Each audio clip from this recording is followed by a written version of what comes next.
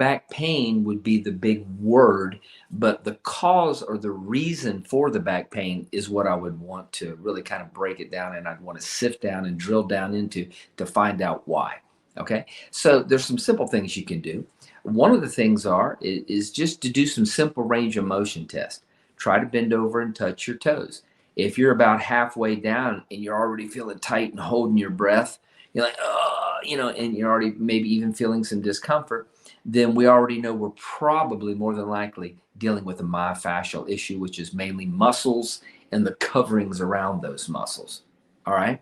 If you put your hands on your hips and you lean back, and when you lean back, you feel it kind of biting in your low back. Most of the time, not always, but most of the time, we call those facettal issues, or there's problems in the vertebrae, and it's best probably to go to a chiropractor and get those adjusted, because if you don't, they're just going to sit there and keep coming back, and you'll get better for a little while and they'll keep coming back. So you might as well go get that adjusted by one of your local chiropractors there. Sometimes there's what we call organic back pain. Organic back pain can be from all sorts of things. It can be from foods we eat causing sensitivity reactions that cause inflammation. It can be from dehydration, which is a huge one, especially in the southern states. And the reason why is because most people think they're hydrated because they drink a lot of fluid, but they're not paying attention to what they drink. They drink 1 to 2 cups of coffee in the morning.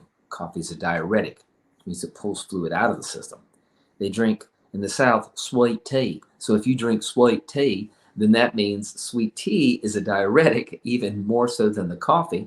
And so you're draining it out. If you're drinking any kind of soda, even if it's a diet soda, it still works as a diuretic. So all of these things are pulling water out more than they're putting fluid back in. So you think you're hydrating because you're drinking these liquids, but you're really not.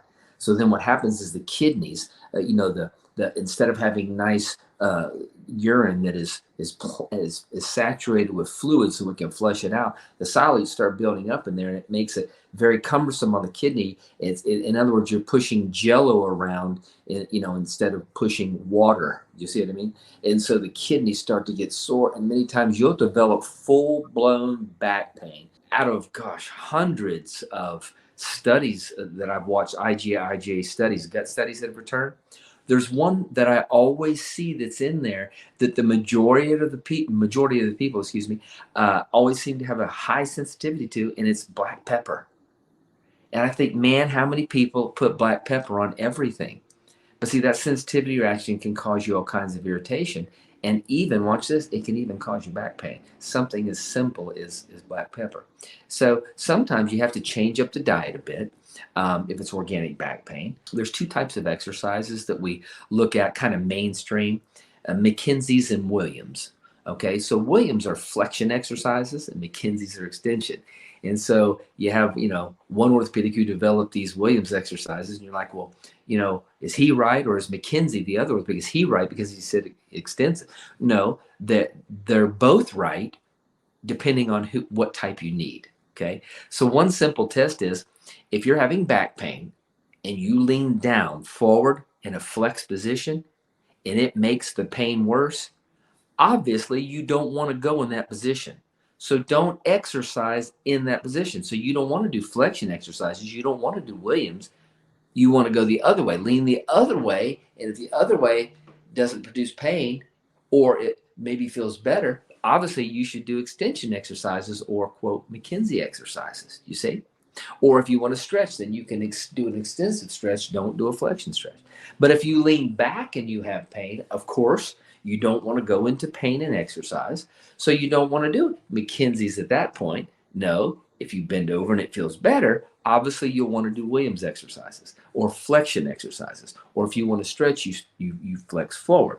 So never stretch or exercise into pain. Go the other direction.